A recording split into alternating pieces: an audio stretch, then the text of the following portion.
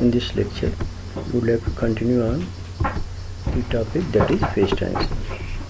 So phenomena of phase transition which occurs in the thermodynamic limit, where number of molecules is supposed to be in the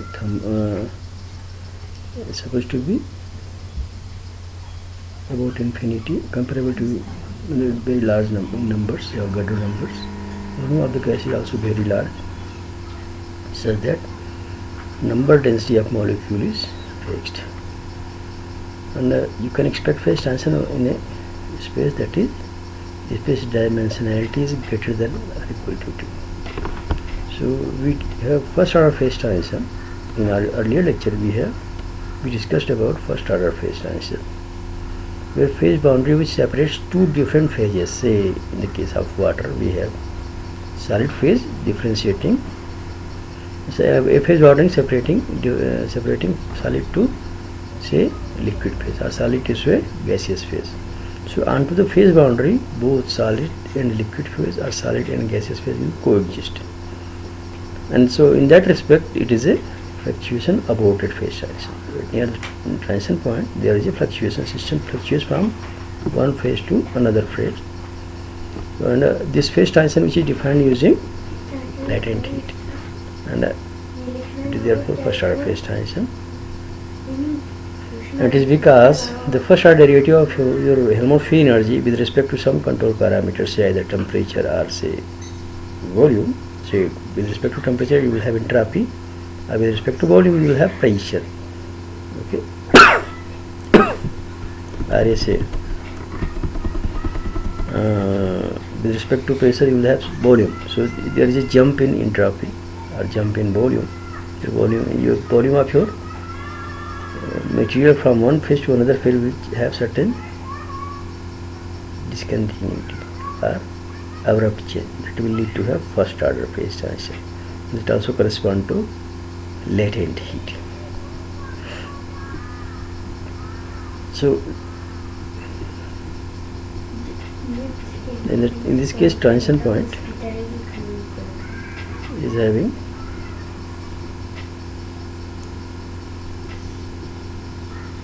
this situation that at the transition point you have both the phases coexist. There is a theory about phase freezing of liquid, where you can see this first order phase transition aspects related to first order phase transition. Now we move further on to the second order phase transition. In the case of second order phase transition, so this was the phase diagram that we talked about in the earlier class, which is described in terms of pressure as well as temperature. So along say x-axis you have temperature, along y-axis you have pressure. This is the phase diagram that we have shown for water. This phase diagram is schematic. This line separates solid from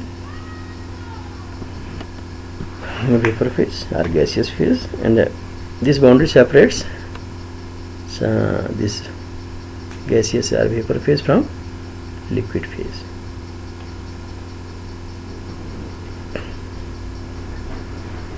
So this is the point where you have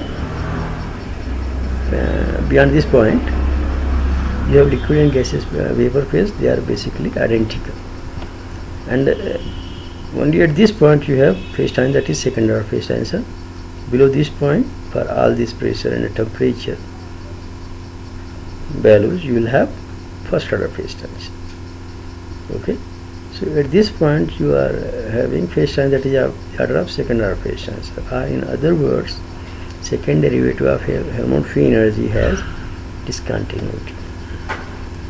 Okay, that we have seen in the yesterday's lecture, where your specific heat has jumped at Tc.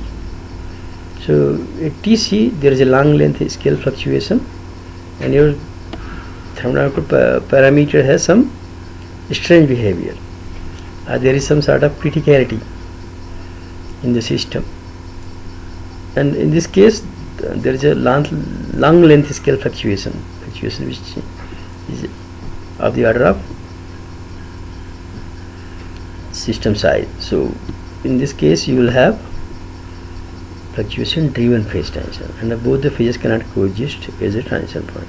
System can be either in one phase or in other phase. Both phase cannot coexist. So here again, this free energy, it's the first derivative is continuous. That's why we also know this second order phase transition as a continuous phase transition. And the behavior of system at this critical point is somewhat strange. However, there are some beautiful properties are attached to this point, critical point. Your system basically turn out to be scale invariant, and a system is having certain universal behavior. When the chemical details of system is not important, you can derive certain physics of system which is applicable for variety of system where chemical details of system is not relevant. So in the of course there is a theory of phase transition or theory of critical phenomena where you can find critical point, single critical point, double critical point, and multiple critical points.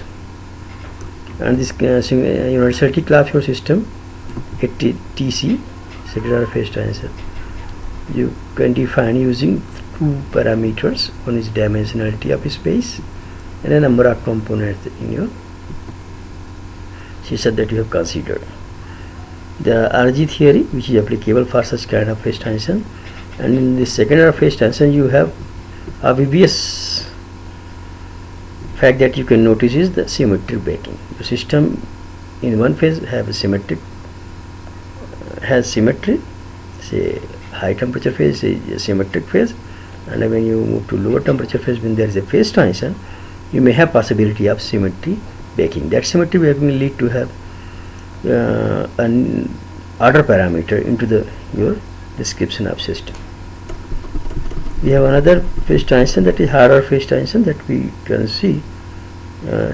I talked in brief about this phase transition in my earlier lecture. So in that case, you can think of, say, this is the variation of specific heat with respect to, say, some control parameter, say temperature. So in that case, specific heat has this kind of variation. It looks like lambda. So its shape is like a lambda. That's why we call it lambda phase transition. In this case, this singularity in the thermodynamic parameter is in logarithmic in nature. That's why we call it high order phase transition, or phase transition of the type lambda phase transition. Such phase transition we can expect in helium 4. Okay, helium 2 to helium 3 to helium 4. You have lambda phase transition. In this situation, near about temperature 2.19 Kelvin, your helium 4, it behaves like a superfluid. It has somewhat anomalous behavior, and that behavior you can see only in cryogenic temperature regime. And the similar behavior you can also expect in anomalous behavior. You can also expect are the lambda phase transition, like phase transition you may expect in exotic salts as well, or exotic materials as well. You can see there is a logarithmic similarity as phase transition of higher order. So in the case of superfluid, what happens? Your system which is in the fluid state, but you can draw that superfluid by putting your hand. You can draw it out, even it is in the form of, say, liquid.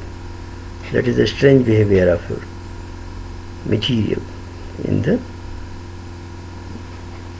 higher order phase transition situation. The system goes into superfluid state. You can expect to have this kind of behavior. So in that situation, your system follows this kind of distribution law, that is Bose-Einstein distribution function. Your molecule follows Bose-Einstein distribution function.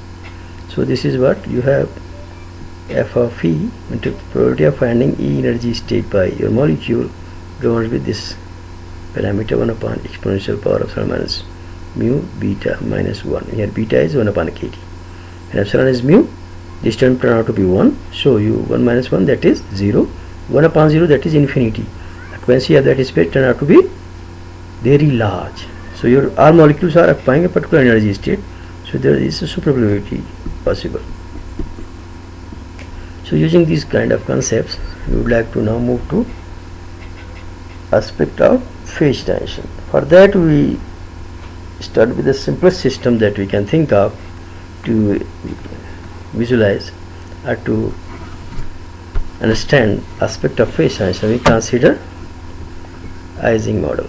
So we would like to see some of the mathematical aspect of phase transition using Ising model in one dimension. So you have a say an spin system is there. You are arranging it along a line. So these are the spin 1, 2, 3 and so on. You have n number of spins. So in this spin you are expecting to have short range interaction, and there is a nearest neighbor interaction which is admissible, so that you have certain mathematical simplicity. And spin has two orientations possible, up and down. So spin can take either plus s value or spin can take minus s value. Okay, in this situation what you can expect, see 1, 2, 3 and so on. And so for nth spin you don't have neighbor right hand side. Similarly for first spin number 1, you don't have neighbor in the left hand side. So there is a boundary effect. To root out this boundary effect, this boundary effect will lead to have certain mathematical complexity. So to add this mathematical complexity, you would like to consider this kind of structure. This spin system is forming a ring. So your first spin is here, second and so on. You are arranging it along a ring, and so nth spin is nothing but neighbor of first spin, and also first spin has neighbor that is nth spin and second number spin. So each spin has its neighbor. So there is a no boundary effect. So in this case you can apply some mathematics to figure out its partition function. On the basis of its partition function you can determine Helmholtz free energy. From the free energy you can determine all the relevant thermodynamical parameters of your system to see if there is a phase transition. If you move to this phase transition, we would like to see here this. Say this is the order parameter m. This you can plot with respect to a control parameter, say t. So in this case your order parameter is varying continuously. Okay, this is second order phase transition or continuous phase transition. In this case your order parameter m, which is varying with t, there is jump. So this is the case of first order phase transition. Now further turn to this one dimensional Ising model. So we have Hamiltonian for one dimensional Ising model. So this term corresponds to spin interaction, and this term corresponds to interaction of spin with the external magnetic field. Say B is external magnetic field, mu is magnetic moment. Okay, so this turn out to be energy, magnetic moment multiplied with magnetic moment correspond to one spin of one monopole. So S multiplied with it. So you will have magnetic energy and total energy. This B field the B field interact with the spin multiplied with magnetic moment. You will have energy that is nothing but it will turn out to have dimension that is of energy as well. So this term J spin interaction term. So this can be either positive or negative. In this case we have taken positive. So spin these two spins are interacting to have say parallel orientation Si dot Sj, it will be +1 when they are parallel. When they are anti-parallel it will be -1. So these are the two possibilities. We have sum. We are summing over all possible neighbors. For this spin you have two neighbors and 2. For spin number 2 you have neighbors 1, that is spin number 1, and spin number 3 and so on. So for each spin you have two neighbors. So you can sum for all possibility of nearest neighbor for each spin and half of mu b for all I1 to n. So from there we have partition function of an spin system with in the presence of external magnetic field B at temperature T, that is sum over all possible spin values, all possible values of this 1 to n spins, an exponential power beta h Hamiltonian. So e power minus beta h is there. So minus sign is there. So minus minus plus you will have. So beta sum over I 1 to n j si plus 1, nearest neighbor we are considering only, plus half mu b si plus 1. So we can have these two spin we have written, and a half factor is there to maintain symmetry, mathematical symmetry. Okay, so from there, see, Sn plus 1 is nothing but S1. Okay, Sn plus 1, Sn plus 1th spin is nothing but S1th spin. That is first spin. So for any neighbor you have four possibility: up, up, up, down, down, up, and down, down. These are the four possibility you can expect for any neighboring to a pair of two spins. You can expect to have four possibilities. These are the four possibilities. Okay, now this we can rewrite in this fashion. So summing over all possibilities of the spin orientation for 1 to n spins. So this is what we have: S1 spin, there is a P, some operator you are operating onto it for your these two S1 S2 neighbors, similarly for S2 S3 neighbors, and so on. This you are doing for all possible spins, that is S1 to Sn spins. So we can rewrite this in this fashion: Si P, Si plus 1 P. So you are operating this operator's P onto this state, spin state. So what you are getting? You are getting this value, exponential beta j si plus 1 plus half mu b si plus 1. Okay, this we can solve for one pair. Okay, for one pair si and si plus 1 we can solve. So it is nothing but a matrix with an element. Here are the four possibilities of the element of your matrix. So e power beta j plus mu, e power minus beta j. So when spin orientation you have up spin you have first term, up down spin you have second term, down up spin you have this term, and down spin you have this term. So this is what you have for one pair. So similarly you can write same thing for n number of pair. The same thing will be repeated for each pair, each set of pairs. So that's why you are writing here p power n. So your n spin partition function turned out to be nothing but S1 p power n S1. So first spin S1 is last neighbor will also be S1. So trace of p power n, that will give you the partition function of your n spin system, a temperature T when there is external magnetic field B. So we can determine now largest eigenvalue of your this matrix power n will give you partition function of your n spin system. So we will continue discussion on this topic further in my next lecture.